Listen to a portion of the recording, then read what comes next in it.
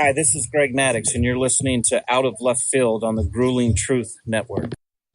Hey, guys, welcome back to Out of Left Field. Chris back with us. We're both back in the box and ready to go, put the ball in play on what has been, I don't know, man, a quiet all-star game, 2 days, and then a very, very busy post-all-star game, 2 days, and now we're back into the unofficial second half of the baseball season. So before we get to all the big things that have happened, the players that have moved, first thing I want to do, I want to tip my cap to the baseball media.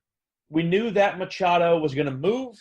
We knew it was going to happen. It appeared that guys like Buster Olney and Ken Rosenthal and guys of that clout pretty much knew, I think, where he was going to go. But they held off on it, didn't say anything until after the break, which I thought was great because it gave guys like Markakis, who was his first time there at age 34, and other first-timers really a chance to enjoy the atmosphere without having that overshadowed by big trade news. Yeah, no, I think that it would have been a mistake to let everybody know where Machado was headed before the All-Star game. And I think you're right. I think that the sports media really, really did the right thing there.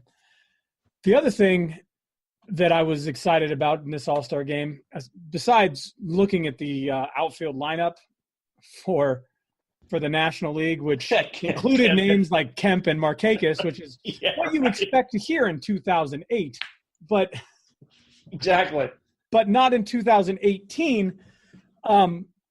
What I really enjoyed about the All-Star game this year is it was exciting. I was excited to watch it.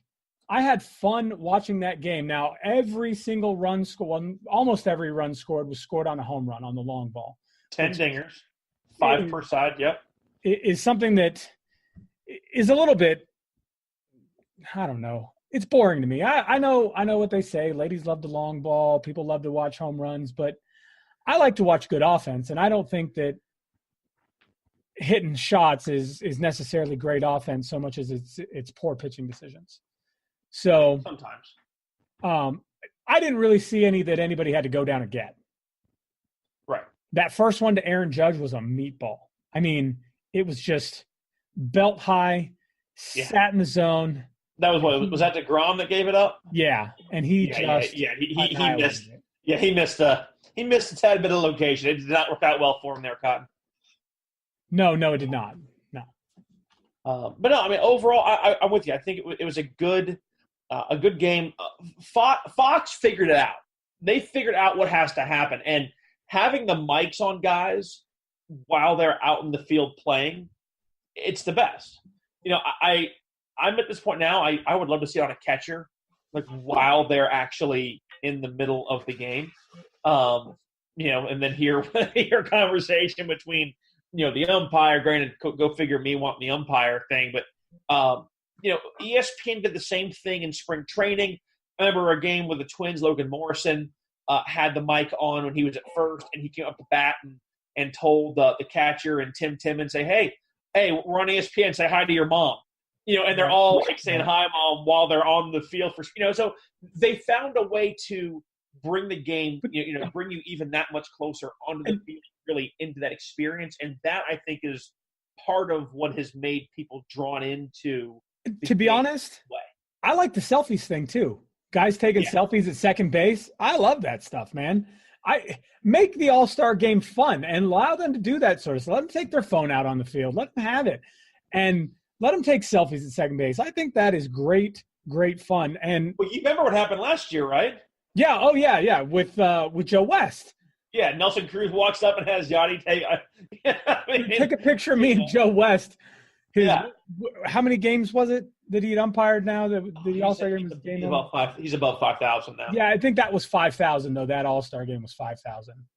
Yeah, well, yeah, I think he had broken the 5,000 number not long before. He's I think a season and a half or so away from breaking the all-time games record, and I do believe that he will retire once. I think that's just it's one of those things that, hey, he's close enough now that he's gonna take the time and Well, let's be honest. I'll admit it. Joe West has one hell of an ego. Yes. And I think it's one of the things he wants to go ahead and take with him when he goes. Yeah, I can but all in all, a really fun game. You know, it's seemed like guys, for the most part, got themselves in. They kept a good chunk of players in up until the 5th or 6th inning, which I think is nice to see. You know, I think it's kind of nice to see the rosters almost curtailed down just a bit, so you get guys in a little bit longer. Let's keep with it. There is no doubt that Major League Baseball figured out how to make the home run derby good again. Oh yeah, the time clock, format, the clock, take the timeouts. Yes, I like it. I mean that is what just pulls you and makes you go, you know, because you're on the edge of your seat. And when we heard the crap about Bryce Harper, who cares? At the end of the day, I mean, going back and realizing, hey, he's got to hit, you know, 10 dingers in the next minute and a half or minute 10. And he I think it was, 8 in a row and 9 out of his final 10. I mean, some stupid number. Yeah. You know, it was just that good. And it's brought the drama in because you can pretty much keep the time frame tightened up. We might never see the Josh Hamilton or the Mark McGwire in Fenway or Sammy Sosa at Turner Field kind of numbers. But, man, I will take this kind of drama over just seeing a guy hit 20, 25 dingers in one round and then just be dead. Right, exactly. And we saw guys get up 16, 17 home runs, and those guys were – you get up that high, man, those guys were crapped out. I mean, they were tired. Right. But I think that it was an excellent home run derby. Like you said, Major League Baseball's got that figured out. I think the format's great. I think this whole idea about, well, we need equal number guys from the American and National Leagues. Not going with that issue is good too. I think there's only 1 or 2 American leaguers in the entire home run derby. Yeah, I think so. I think it's something. I think maybe like it was just. I'm having to go back now and try and remember who all was in it. But yeah, I think you Alex Bregman. Right, Bregman I think was the guy, right? Might have been the only one, yeah. So I have one question before we move on from this. Who the hell is Max Muncy? Yeah, that's what I said. Who is this Max Muncy guy that goes out there and just annihilates 17 home runs? And not only that, we're not talking about a guy who hit 500-foot home runs. We're talking about a guy who hit 17, 350, 450-foot home runs and just did it like he didn't look like he was trying. Yeah. I mean, I guess at the end of the day, if you think about it, I mean, really doesn't 350 feet or 550 feet, you round the bases the same number of times. I mean, you're still going to score that run. So, yeah, it was – the Derby is by far, I think, now the most enjoyable all-star game festivity, if you will, because we've seen the dunk contest. We see the same thing. You know, now you got to try and add other things to make it fun. But at some point, you've already seen every possible dunk combination that you're going to see. And it's just kind of one of those things that over the last 40 or 50 years, the NBA has gotten to a point where slam dunks are, at this point, kind of a dime a dozen. But to see a guy just sit in the box and swing that stick as hard as he can, and to see some of those mammoth, prolific shots, and sometimes seeing just how good they look swinging the stick, it's just that good because there is no, unlike the home run, unlike the slam dunk competition, there is no judging of, well, I think this is a 9, that's a 10. No, it's that ball went out, that ball didn't go out. It's up to those guys to be able to make contact and to make it make it more fun. It's up to whoever's throwing that baseball, man. I mean, that's a lot of pressure to be that guy. So yeah, it's look at what happened with Javier Baez's brother, though. I mean, those first 10 or 12 pitches that he threw to Baez were bad, and Baez was fouling him off and hitting ground balls, and he kept coming in on him. And I think Baez wanted him to come in on him because that's the easiest place to get that ball you can pull over that left field wall as a right-handed hitter. But that derby to me gave me such a huge appreciation for Javi Baez's game and ability. His ability to keep the bat in, to keep his hands in, and how quick he can turn the barrel and get it to the baseball on the inside half of the plate and put it over that left field wall. It was staggering. Absolutely staggering. Yeah, no, I couldn't agree more. It was fun to watch. The All-Star game itself also fun to watch. Not only were guys having fun, not only was the game good, but I was emotionally invested in that game by the seventh inning when they tie the ball game up in the ninth inning with the home run. I was in a bar watching the game, and I yelled out loud. I was excited. I think that's something the All-Star game hasn't had in a long time. I'm really, really happy that it got that back. Yeah, and it felt. I think at that point it felt like these guys are actually kind of in it. Like they want to win. You know, they wanted the. It felt like they kind of want the bragging rights. Like, okay, this is fun. Now it's a game. Okay. Was Max Scherzer throwing 99 miles an hour your first clue? Max Scherzer was there to start a ball game. Yeah, and you heard Trout saying, man, it was just. He's battling, I'm battling, crowds into it. Like that's what you live for. I mean, it was just how much he enjoyed it. And the funny thing is, you saw a couple of guys who weren't teammates in opposite leagues, one on second base, one at shortstop, taking a selfie, saying, "Hey man, how you doing? Great job, good to see you." And now they can take as many damn selfies as they want to because Manny Machado and Matt Kemp are now teammates in Los Angeles. And let's go ahead and get to what is, I think, most widely the biggest news thus far. But again, it is the spot that I said last week when you weren't here.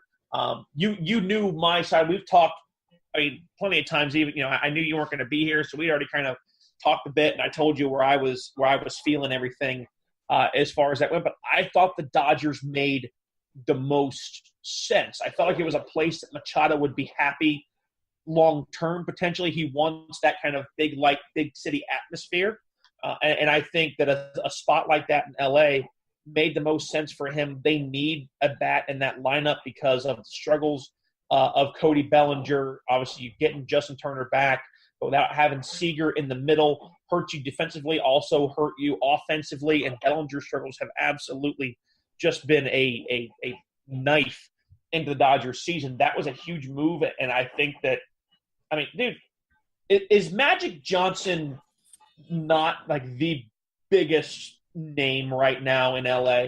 He gets LeBron James one week and then Manny Machado the next week. Well, and let's not forget that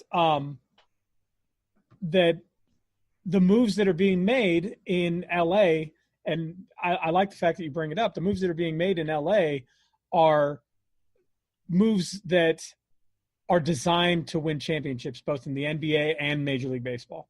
I feel like the next thing we're going to see is the Dodgers are going to sign the other Ball brother who can't play basketball. Well, maybe he can, I don't know, shag fly balls or something. Okay, moving on. Bad joke. Sorry, I didn't have you prepared for that one. That's on me. That's an E1 right there. So here's my question. And you know what I'm going to ask? You know what I'm going to say. The Dodgers are a game and a half in front of Arizona. Does this make the difference between winning that division and taking a wild card slot? In a vacuum, with Greinke and Kershaw both staying healthy, yes. To me, at that point, it does. Now, granted, what we're not sitting here with is the fact that AJ Pollock is still out with that broken wrist, and he should be back.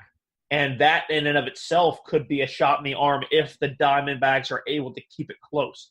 To me, this was what the Dodgers needed, is someone in the middle of the infield to eat up those ground balls, to give a shot in the arm of just, hey, we are not out of it. and to come from as far down as they were at the beginning of the year, how embarrassing they were as a ball club in that Western in that NL West division, to now be on top of the division through the All-Star break, man, this is still, to me, their division to lose. Because, yes, they were bad, but they were – I don't want to say consistently bad, but they were in one spot and they've worked their way up. And how many times have we seen the Diamondbacks and the Rockies flip-flop being in first place and fourth place? There was so much back and forth there. It feels like at the end of the day, the Dodgers are the one team that has a little bit of, kind of everything is set for them. Right. And let's not forget, 4 games separates the top 4 teams in this division. And while that doesn't sound like a lot, in the division being what it is, 4 games from first place to fourth place is sort of not very far to fall. You know what I mean? Well, yeah, because when you're playing each other so much interdivisionally, right? A loss is a 1-game swing. So you get swept in a series, it's a 3 or 4 game swing you've just had on both teams. Right. So I have another question, and this is one that we haven't discussed yet. Oh, get that smug bearded look off your face. You like the bearded look. So it just got weird. It did get a little weird, didn't it? That's all right. We get a little weird sometimes. We've known each other for 10 years. Anyway, moving on. Let me ask you this. Next year, let's say the Dodgers are able to woo Machado into signing a big contract. And it's going to be a big contract. He's 26 years old. He's probably going to get $350 million, maybe even more. This is the guy where a 10-year deal makes sense. Right. Because he's going to be 36 when he's 34, 35 going into his option years. Yeah. And if you can get a big deal, a long deal, but with team options in the 8th and 9th year, I think they get 7 years of solid production. Right. And you get that in a heartbeat. Yeah, I give Manny Machado $350+ million. Have to. So let me ask you this: Manny Machado signs a huge contract with the Dodgers, and Corey Seager says, "You know what? I'll play second." Is there a better infield in the league than the Dodgers infield with Bellinger at first, Seager at second, Machado at third, and Machado at short and Turner at third? Is that the best infield, at least in the National League? As long as Seager can, as long as he can assimilate comfortably to second, it's the best. There's really I don't think there's much way around it. I think you could say that because, in my opinion, and Manny Machado and Seager are a wash at shortstop. I think Seager's every bit the defensive shortstop that Manny Machado is, and I think that Seager's every bit the bat that Manny Machado is. He doesn't have based on his rookie numbers, I think he is. I saw that look on your face. Based on his rookie numbers, I think he is. He doesn't have the pedigree that Manny Machado has. He doesn't have the years in the league that Manny Machado has. But give him some time. I think Seager's every bit the player Manny Machado is.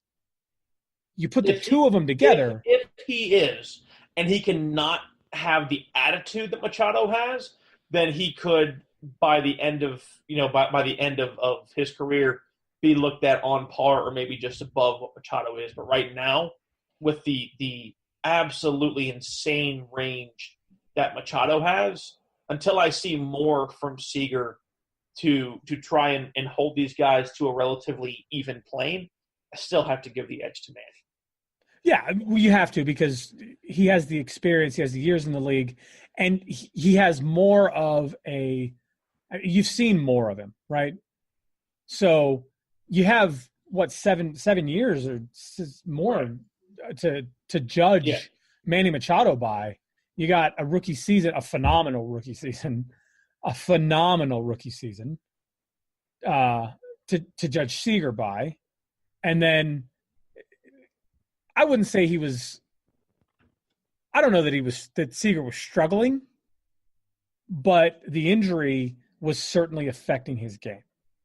I think this is the biggest question, though. Out of everything that we've asked, the biggest question is this. And it has nothing to do with Machado, but it has something to do with his battering mate in free agency this coming year. We're 9 days away from the deadline, 9 or 10. I think it's 9 days away.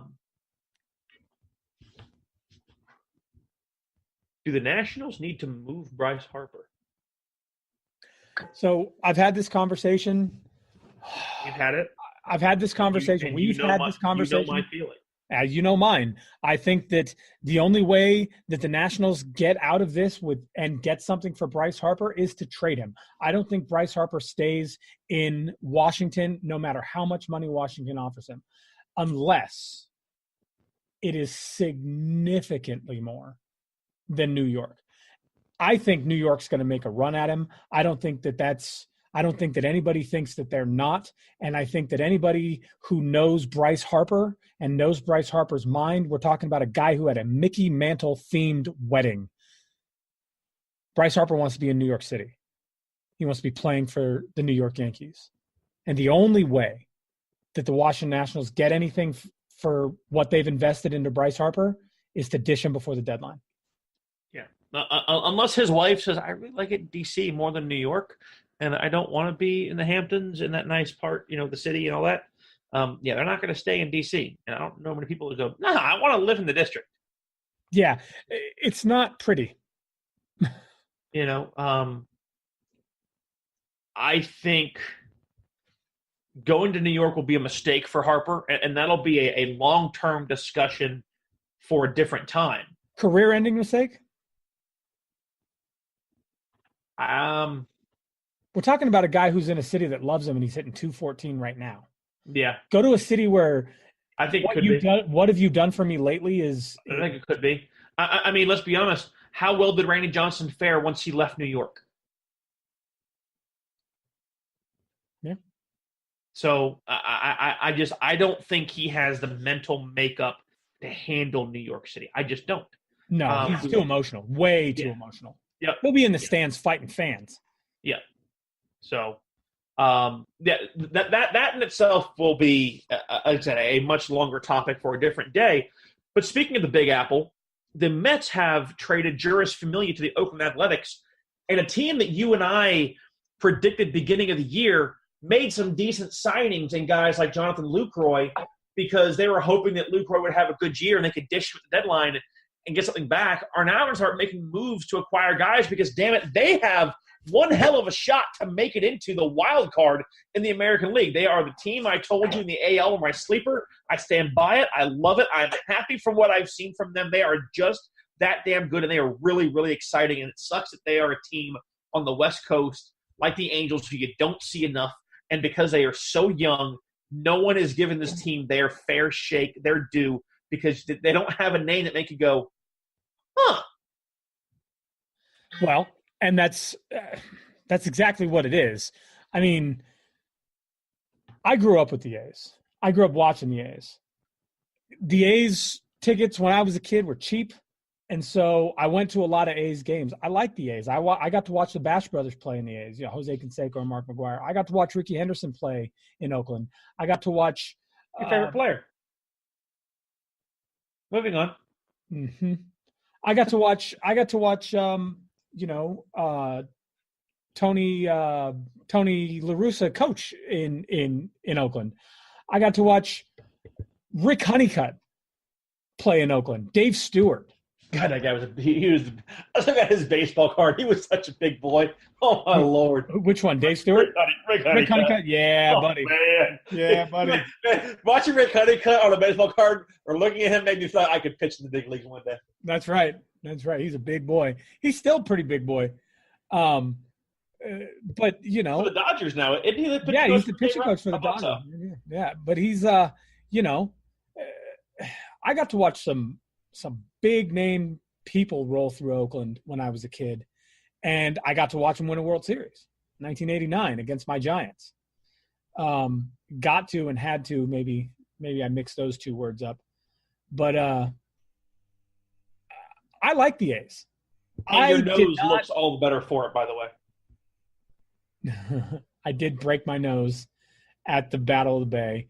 I was there. I was at Candlestick Park when the earthquake hit. I fell. I hit my nose on a railing because I was being a stupid kid and standing on my seat, and I broke my nose. Thank you for bringing up such a difficult memory. I like the A's. But when you told me at the beginning of the year that the A's were your sleeper pick, well, I mean, anybody who listens to shows knows what I said to you. Yeah, okay. Because every year the A's are supposed to moneyball it again like they did in what was it, 2003? And also, anybody that listens to the show knows that was just being clean for the show, because off air, you were much, much more crude. You're like, what the bleep is wrong with you, dude? I do try to keep this a family show, sir, so I'll keep all the bleeps to myself. But at the end of the day, I didn't think that the A's had a shot in hell of making the wild card or the postseason in any way, shape, or form, especially not in the West, especially not in a division that has an Astros team that looked like world beaters, especially not in a division that has a Mike Trout, or a division that has a Seattle Mariners who are also playing damn well. But, I mean, Seattle Mariners have made some moves, and it looked like they were going to play well this year. And they have. They've lived up to that expectation. You're the only person I know. To be fair, is why we thought the Mariners wouldn't do anything. Because they made moves and they looked good, then it couldn't actually be real. Well, my friend Jason will be the first person to tell you that. Oh, I know.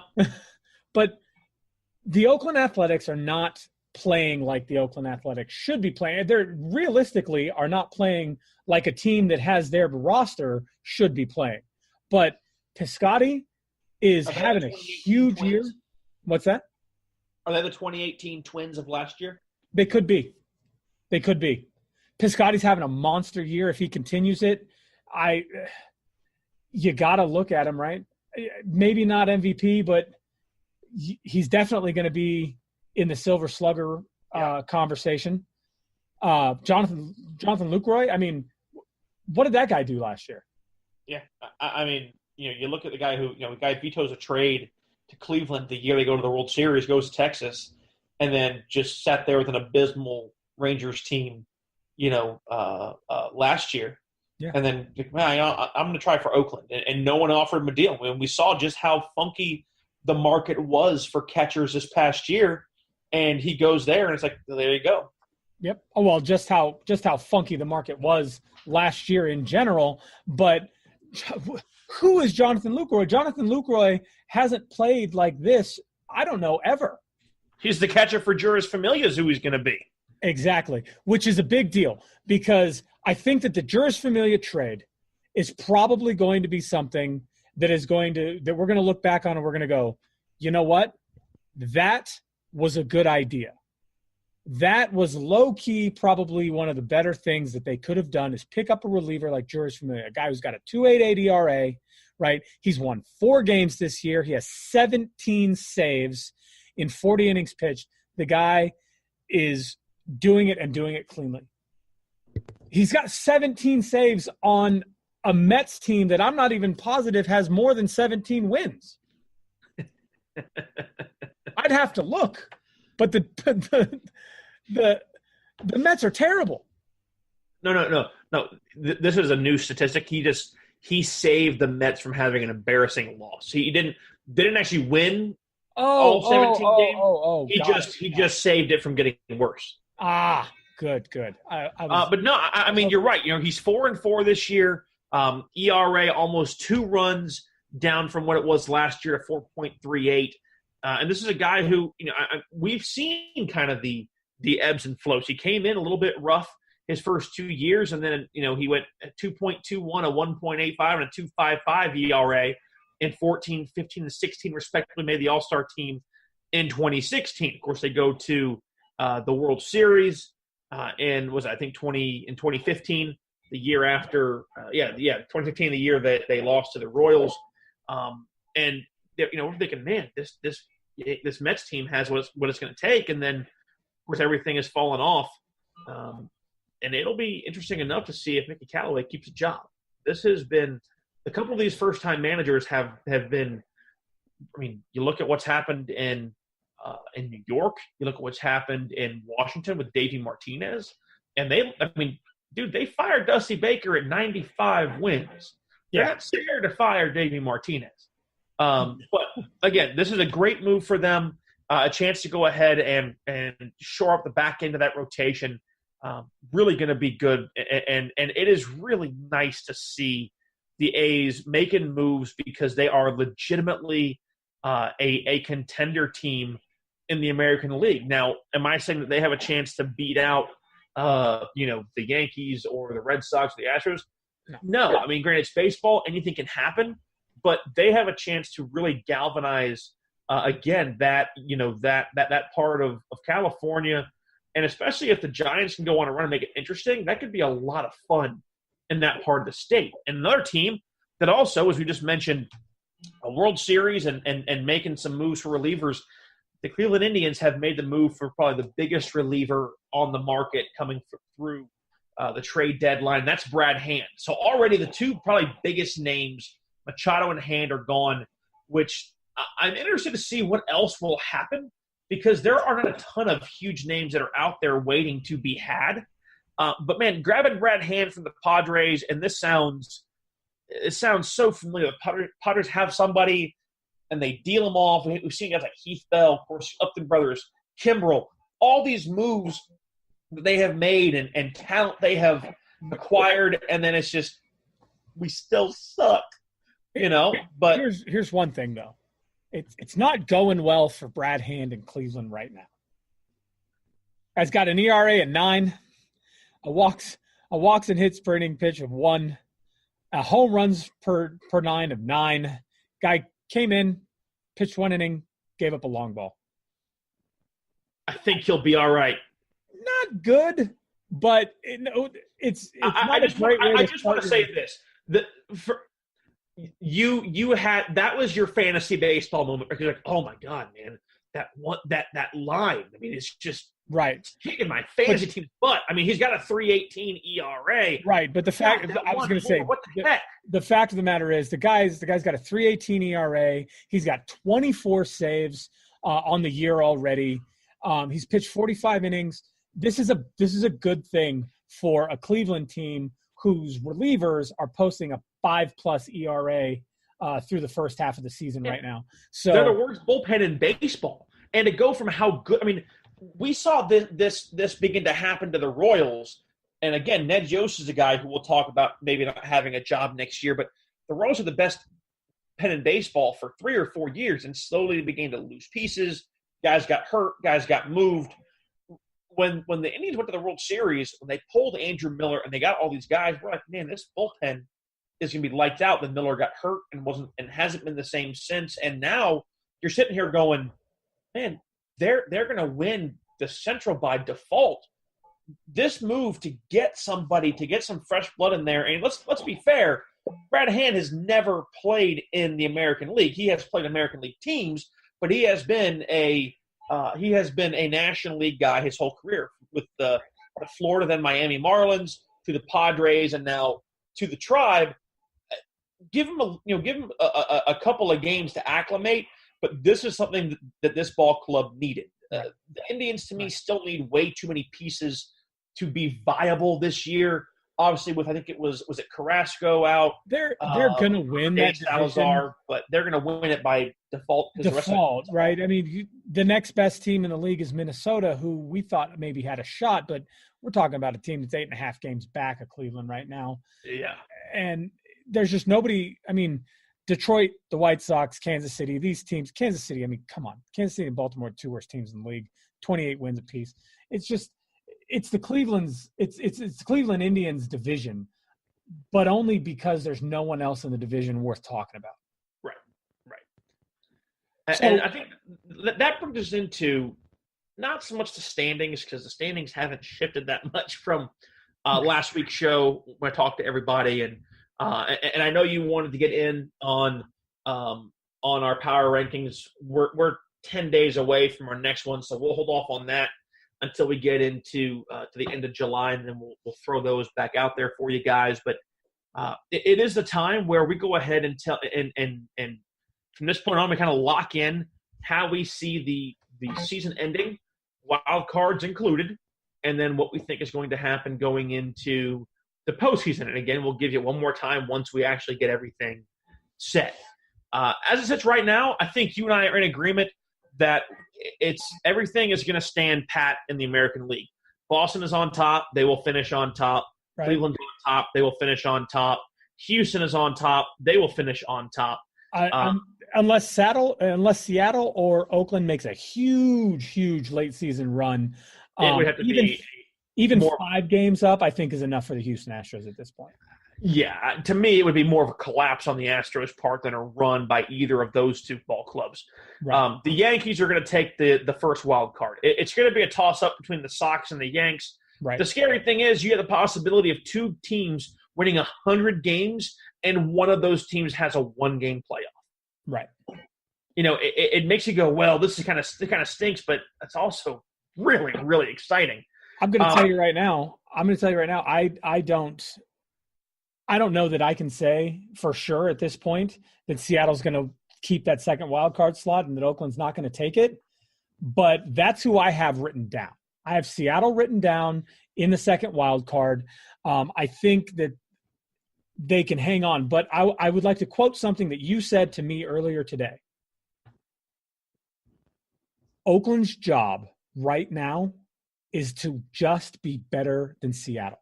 Yep. All they have to do is chase Seattle. Forget the Yankees, forget the Red Sox, forget the Astros. Yep. Be better than the Seattle Mariners. And I'm going to be honest, when you said that to me, my first thought was, I think they can do that. Yeah, it's a hard way to grab onto the game, but right now this team is 4 games behind the Mariners. What did I say? You play a 4-game series. If you win 2 or 3 of those games, now you're 1 or 2 games behind the Seattle Mariners. What is going to happen? Because you have 2 teams in the same division to play each other for the wild card 2 spot, everything is going to be magnified because it's going to be so easy to swing. I'm with you. I think Seattle will hold on to it. But I'm going to have some fun. I'm going to throw the Athletics out there because why in the hell not? Right. I'm going to put Oakland as my number 2 wild card. They will face the Yankees at a 1-game playoff. Anything can happen. I'm sorry, Dad. The Yankees are probably going to obliterate Oakland. Here is where it gets difficult, though, because the National League, the whole National League, the top 8 or 9 teams in the National League are separated from each other by like 2 games. I didn't tell you this. I actually prepared for this segment today. So, I did. That's a novel idea. Easy there, killer. So I actually have a homemade dartboard on my wall. Nice. So while we talk, I'm going to just start throwing crap at the board. Okay. And wherever it lands, that's going to be because I have one for each division. Okay. Wherever it lands, that'll be our division winners, and then the next 2 will be wild card, and then we'll just play it from there. Okay. I think that's about the most accurate we can get at really telling you who's going to do what. Right. So I'm going to give you my list. You throw stuff at the dartboard. Sound like a plan? I'll just throw stuff. Go ahead. Just throw stuff. Not even at the dartboard. Just throw stuff. Yeah. Don't mind the thumps. So, here's my list, and here's my prediction. Okay, that was the Phillies. Go ahead. I have Philly taking the East. Wow. I think that Washington plays at or below 500 the rest of the year. Yeah. They haven't done anything to change that, and they're 6.5 games out. Sorry. I think Washington plays sub-500 ball the rest of the year. If they get to 85 wins, I'll be impressed. I really will. I will, yeah. this is where we might argue. I think Milwaukee takes the Central. Well, hold on. You mentioned Washington and mentioned nothing about the Braves. We're getting there. Okay. I think Milwaukee takes the Central. I think the Cubs are going to make a run, but the Cubs are leading the Central by virtue of the fact that they've played fewer games. So, but they also have the most wins in the National League right now. That's not saying much when that's only 3 games. They've won 3 more games than the other division leaders, which are the Dodgers at 54 and the Philadelphia Phillies at 54. They have 57 wins. I'm sorry, that's not saying much. They've also played 4 fewer games than both of those teams. So, I think, as much as I hate to say this, I think Manny Machado is the thing that gets the Dodgers over the hump. That is the Arizona Diamondbacks, and they take the National League West. I am really, really looking forward to this wild card, though. Because I know you want to have the D-backs in there just by virtue you live in Arizona, but I've got a funny feeling by your smile that the Braves and the Cubbies are going to end up making the Diamondbacks looking from the outside in. That's exactly what I have written down. Atlanta is going to take the second wild card slot, but I think the Cubbies make it in by virtue of the wild card in the one slot. I'm smiling like a kid. I mean, just with how crazy this whole thing is. Now, you're right. I disagree. I think the Cubs can hold on. The fact that the Brewers have lost 7 straight on that bad of a skid, it does just kind of make you wonder. But then again, we also saw the Cardinals massively embarrass the Cubs, and they had a position player pitching in the 6th inning. Ouch. That, I still think at the end, man, the East is the hardest one. And right now, the fact that the Phillies have guys like Jake Arrieta, you have Carlos Santana, even Kingery has played really well as a rookie. I'm going to put Atlanta in the top spot, number one, because I really think the Braves really have the best shot there. I think that they have just more overall talent and experience, but also because I have to get in my dad's good graces because I picked the Yankees in that wild card game, and I really do want to be loved. So because I desire just some sort of family love, picking the Braves would be a good start, I think. So I'm going to go with Atlanta winning the NL East. I am going to go ahead and pick Chicago in the Central. And you already know I do believe that Machado is that piece. So I will go ahead and pick the Dodgers up there. Okay. But I stand with you on the wild card, man. I think the Phillies in this case and the Brewers will end up being the wild card just because – so we have the same teams going to the postseason, just not in exactly the same way. Yeah. Yep. Which I think that's okay. No, I think it's fine. If we sit back here in the American League, that puts actually, let's go ahead and start here then. Because we know in the American League we'll have the Yankees and the Red Sox playing each other in the first series. Who wins your wild card? Wait. Who wins your wild card in the National League? In the National League? Yeah. Unless you think the Mariners can beat the Yankees in that one-game wild card. I mean, anything's possible. One game, one day. We saw Severino get knocked out in the first inning last year. But, man, I think he's grown a little bit. Yeah. I think he's grown up just a smidge. Yeah, he has. He's a big boy now. But no, I don't think Seattle beats New York in that one-game play-in. Okay. So the question then becomes – and if it becomes the case and we're wrong, I don't think they beat Boston in that one-game play-in either. Right. So the question becomes, do you have the Cubs or the Braves winning in your wild card? The Bravos. No way. Yes. Really? Yep. Okay. And for me, because I have Atlanta winning the division. I believe Milwaukee would beat Philadelphia in a one-game playoff. I agree. The kicker is this. Who the hell is going to have the best record? Because we don't really know that part, and that's kind of important in the whole playoff seeding thing. I think the Dodgers finish the season out. I think the Dodgers are probably going to win,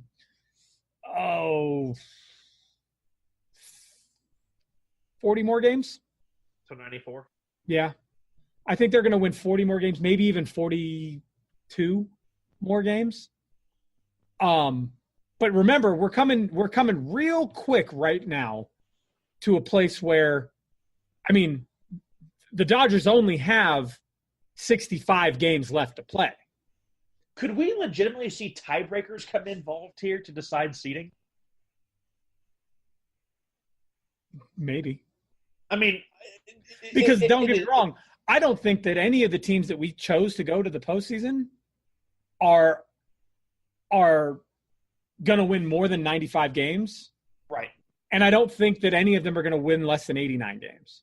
I think every single one of them has the opportunity to win between 89 and 94 games. And when you get that small of a margin, right, 89, when that 5-game margin comes in, you very well might have 2 or 3 of them at 91.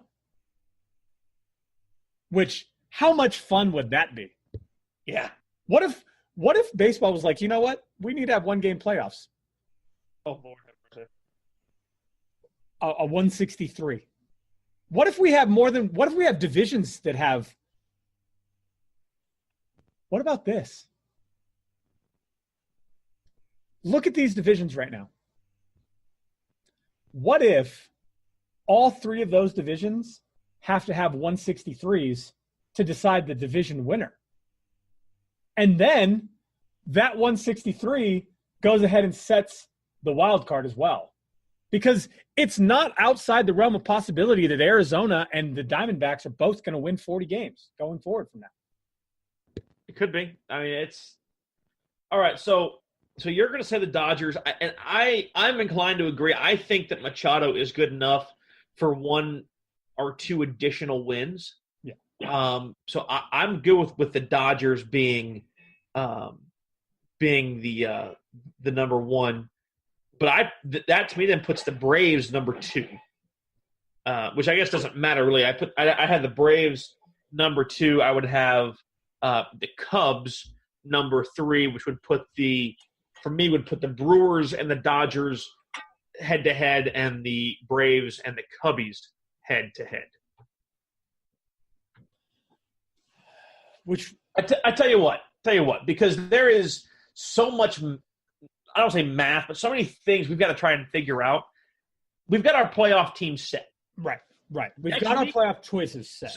So we want to keep you guys with a little bit of fun. We got some more things we want to get to. We will discuss seeding and where we think everything goes as far as the playoff picture next week. We want to get into our mid-season awards now because we know we're running a little bit late and we've had a lot of fun here. Now I wanna try something new because I wanna see how close we are on these mid-season awards. Okay. So I'm gonna say an award and I'm gonna say a league and then I'm gonna count to 3 and we're both gonna say the name at the same time and see if we say the same name. All right. So by the numbers. All right. So American League Cy Young Award. 1, 2, 3. Chris Sale. Too easy. At this point, there's a couple of other names that you could throw out: Justin Verlander, even Garrett Cole from that Astros team. Right. But Chris Sale, Luis Severino, but Chris Sale's 2.23 ERA, 10 wins in 129 innings pitched. The guy's lights out. He's got an 8.99 WHIP. He's got a 13.1 strikeouts per 9, which is just stupid. So Chris Sale's the obvious guy. So let's do the National League. Ready? National League Cy Young. 1, 2, 3. Max Scherzer. Oh, okay. Now, don't get me wrong. Jacob DeGrom has thrown his hat in the ring in a big way. That ERA sub 2, yes. But his fault or not, he's not winning ball games. No, but it's one of those things where and Max Scherzer is. He's got 12 wins. He does. Max Scherzer is going to win 20-plus games this year. I'm going to go probably 18. I don't think he'll crest 20. I think he will get let down by that offense. You think Max Scherzer wins only 5 more games through the next 60 games? The next 65 games?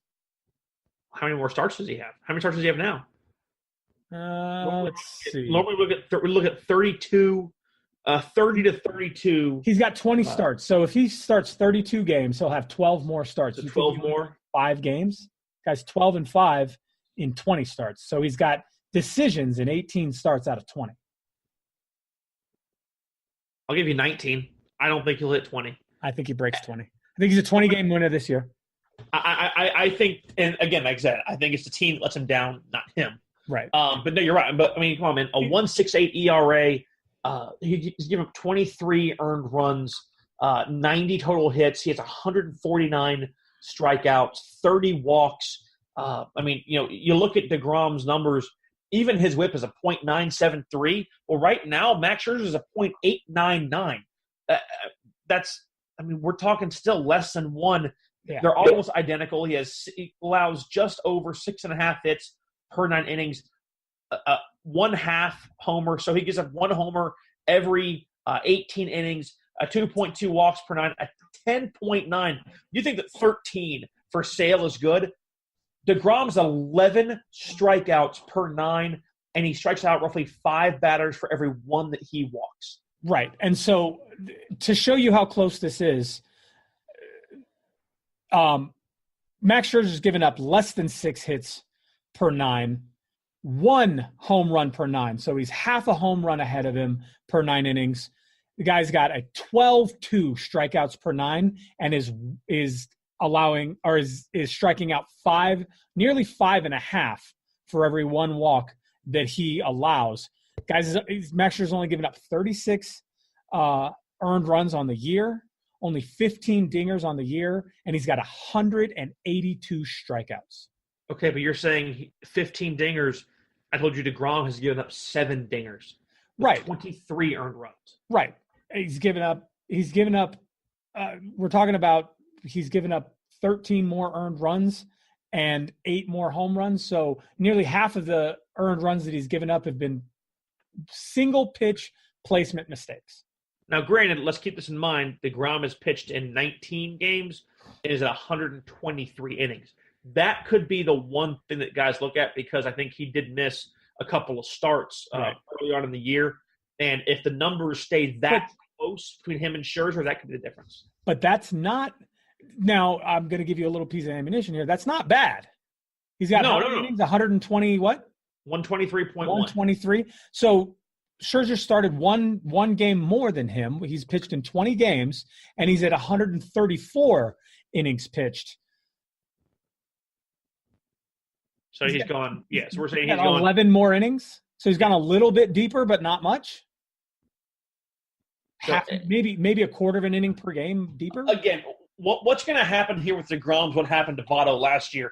Because DeGrom was on such a piss-poor team like the Mets and is, I think, doubtfully going to be moved at the deadline, he probably will not have a chance to win the Cy Young, but he should at this point, unless something changes, right? Yeah, that is where I will sit. Jason DeGrom will be, or Jacob DeGrom rather, will be my Cy Young winner. All right, manager of the year. All National right. League. National League Manager of the Year. 1, 2, 3. Gabe Kapler. Gabe Kapler. I agree. Okay. Look what he's done with that Phillies team. That Phillies team has no right to be on top of the National League West right now. None at all. Now, again, this is where we see guys at the moment. If the Phillies drop off and either if, like what you have said, if the Brewers win that division, Right. End of the year, Craig Counsell will get a look. If the Braves really strongly grab on to the NL East, Brian Snitker should get a look. But right now, I think with where we are right now, Gabe Kapler, midseason manager of the year. American League manager of the year. 1, 2, 3. Bob Melvin. Sorry, my computer went down for a second there. Bob Melvin. That's who I got too. A's manager Bob Melvin. Again, we've had this conversation about the A's already. The A's have no business being as good as they are, and you got to think that Bob Melvin is a huge, huge piece of that. Here's what I will say at the moment. If the A's don't make it in to the postseason and the Mariners do, give Scott Service a look. Yes. He just had a multi-year extension with the Mariners. He and Jerry Dipoto seem to be on the same kind of on the same level, as far as how they're seeing things. I think Scott Service gets a look. Of course, you're going to have to give some respect to guys like Aaron Boone and Alex Cora, just because it's their first year and they have managed to still take these two teams and make them better than they were last year. I get they've added pieces, but still, especially with how poorly guys like Stanton started off. We saw some of the injuries that the Yankees had early on in the year. Booney will get a look, but I think it's one of those things that if you really want to make it look fair, a guy in the West probably will be the most deserving of that award. Right. Rookie of the year. American League. 1, 2, 3. Miguel Andujar. Whoa. Okay. So we're going same team, different guy. Right. And I think we can really put this down to games played. Yep. Look, Gleyber Torres is hitting 294. He's crushing the ball. He's got 15 home runs. His OPS is 905. He's an all-star. He's got 42 ribs. And his strikeout to walk ratio is on par for the team that he's on. Yeah. I mean, for me, Andujar is a guy that I have heard some rumblings that he might be I have heard some things with Andujar that the Yankees might be drumming him up because they're not quite as enthralled as they're letting teams believe. But right now, I'm kind of enthralled by a third baseman who in 86 games has 94 hits, 29 doubles, 2 triples, and 12 home runs. When you're telling me that almost 50%, so look at 20, forgive my horrific ability to try and do math right now. So that's what, 53? 53 out of 94 hits. Over 50% of his hits this year have been extra base hits. He's driven in 40, 16 walks to 61 strikeouts. He and Gleyber Torres are pretty much identical. I think Gleyber has one more walk, and they're even on the Ks. But Andujar with a 287 average. He's has an OPS of 819, slugging 497. Man, I mean, it's just hard for me and a guy who has played in almost all of his ball club's games, as Torres came up a little bit later in the year, not to give a tip of the cap to a guy playing the hot corner and swinging a really big stick. Yeah, and again, I can't argue with you on any of that. He's a good pick. I think they're both good picks. I think someone from the Yankees is going to win Rookie of the Year this year. 2 years in a row. Yep, exactly. All right, so National League. 1, 2, 3. Jesse Juan Winker. Soto. The National League Rookie of the Year, and granted, we were spoiled last year because, well, we couldn't be wrong. It was going to be Bellinger and Judge. It was pretty freaking easy. Right. But right now, man, this National League rookie race is still up for grabs. And this is one of those things that right now, I don't think that really you could be – I mean, you could be wrong. You could make a horrific choice. But for the most part, with what you and I grabbed onto, my hope was going to be Ronald Acuna from the Braves. Right. He's just not quite there. Having a really good year. Sure. He's just not going to be on par. Right now, a guy, Brian Anderson, is probably the one that you look at the most because Anderson's hitting 282, but he's got 49 ribbies, 8 homers, But, again, the problem with Anderson is he's playing for the Marlins. Right. And, again, hasn't played in a whole lot of games. Right. But for me, either is Juan Soto. Right. And that's the thing for me. Winker in 86 games, so he's just on par with Andahar.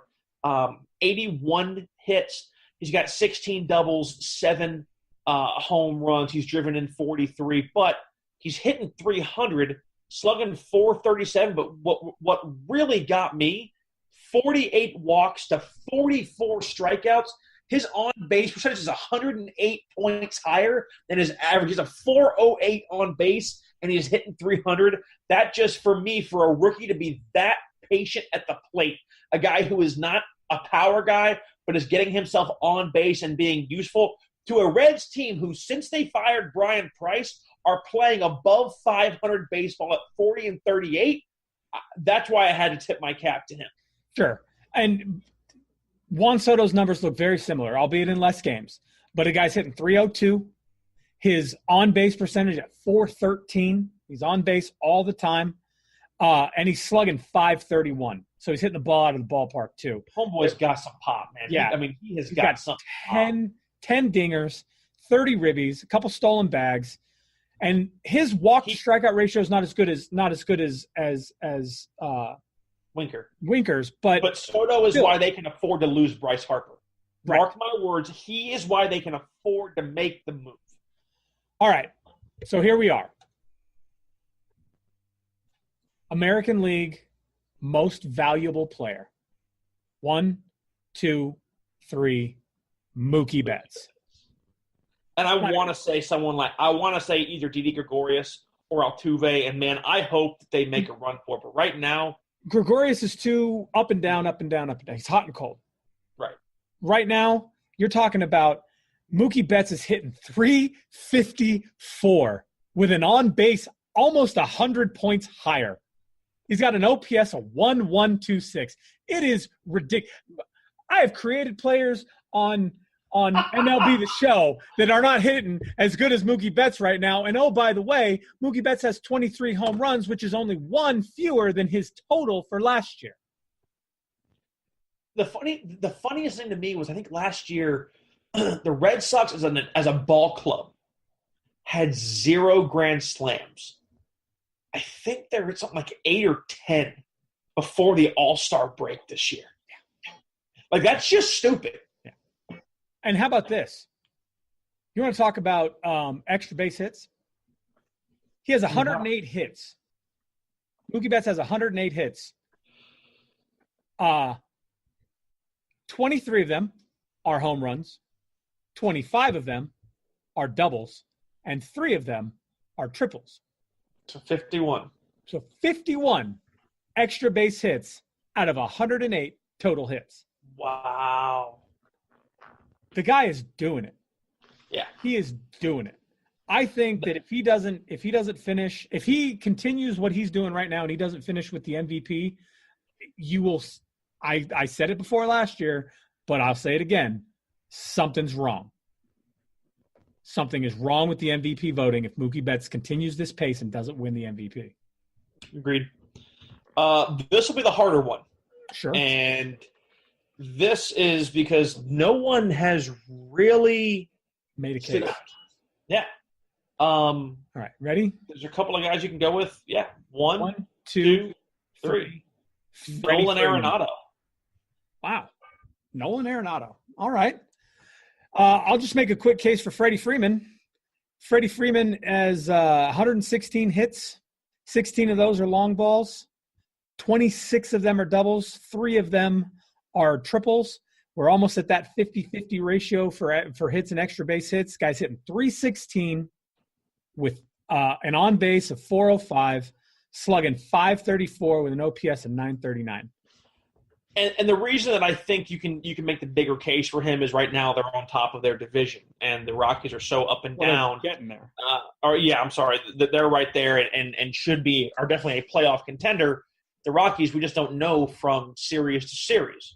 And we've had that discussion on the show before about whether or not your team being a winning ball club should affect how the MVP voting goes.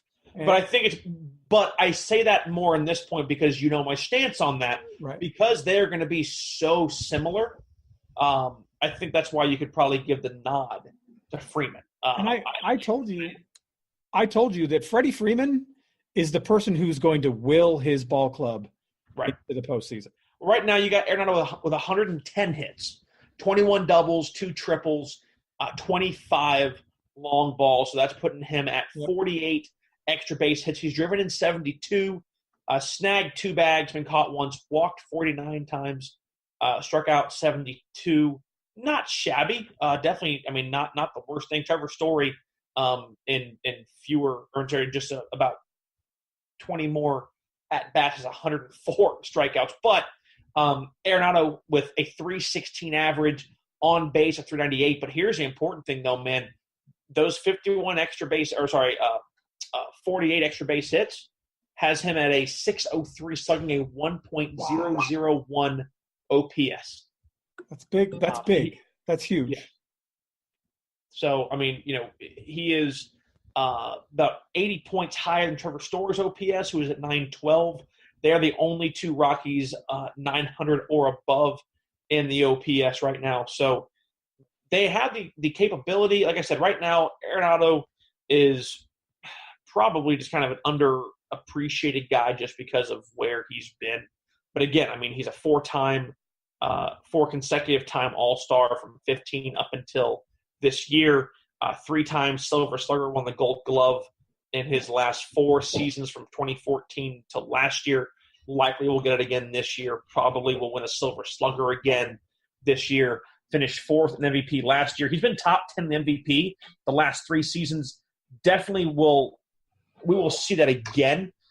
It's just going to be a matter really of where the Braves finish and where the Rockies finish, because their numbers are so similar. You can make the case that similar numbers and a ball club that went ahead and came from as poor as they were last year to being a contender and made it into the playoffs this year. And the Braves, Freeman could easily be the winner at the end of the year, and I'd be fine with that. Yeah, I agree. I think those are good picks. I think all of them are good picks. Let us know what you guys think. And hey, did we leave somebody out? Did we put somebody in there that shouldn't be? Tell us what you think about our teams that are going to be in the playoffs. We'll tell you next year how we think it's going to go, or next week, rather. Let us know how you think it's going to go. At OO Left Field on Twitter, Out of Left Field with Chris and Graham on Facebook. Of course, be sure to check out thegruelingtruth.net. Plenty of things coming up as NFL training camp is about to begin. Of course, NBA Summer League just finished. A lot of things getting ready to come down the pike for that. We are, my goodness, man, we're about a month and a half away from college football, and we're not getting too far from our fantasy draft. I've been seeing enough commercials on ESPN for that, so I know that it's about time for us to get going on that. This year should be fun. We'll be playing again for 3rd and 4th place, so looking forward to that because we always seem to be playing for 3rd and 4th place, you and I. But, guys, thanks so much for hanging out. Sorry for last week that it was just me. I know it was probably the best show you listened to because Chris wasn't here, but I am contractually obligated to bring him back, so he was back this week. Next week, I'll probably be back again. I think, Chris, the show is number 1 because of me. You're right. No, just kidding, man. It was good to have you back. I'm glad everything's getting moved for you. I remember last week you were kind of in the middle of a move. This week you're kind of really, genitals deep in a move. I thought I could say it without looking. Yep. I am because there was some Army talk about it to come out there, and I had to catch it real fast. Yeah. And if I had stopped, it'd have been just dead air. Good job. But I know that you're in the middle of that, so get into the house, get everything going, and make sure that your heathen students start listening to the show again when you start school. Oh, they will. My God, just around the corner. Oh yeah. Oh, just around the corner is right. Not this coming Thursday, but the following. Is it really that close? Yeah, I guess so. Yeah, beginning of August. August 2nd. All right, man. Great Guys, show. Again, thanks so much for hanging out with us. Yeah, man, good to have you back. A lot of fun. Sorry you missed last week, but we'll be back top 5, bottom 3 next week. Depending on where we're at, we might try and go ahead and throw up power rankings a little bit early because, well, Chris was really, really hacked off. He didn't get a chance to chime in on those, and we normally have a really good time behind the scenes in production meetings, getting everything set up and arguing on that before we bring it to you guys. So we'll let you know, but next week for sure, we will go ahead and finish up where we think the playoff picture will take us and who we predict to be the 2018 World Series champion. For everybody here at the Grilling Truth Network, for Editor-in-Chief and owner Mike Goodpasture, for Chris, I'm Graham. Thanks so much for hanging out with us. See you back next week here on Out of Left Field.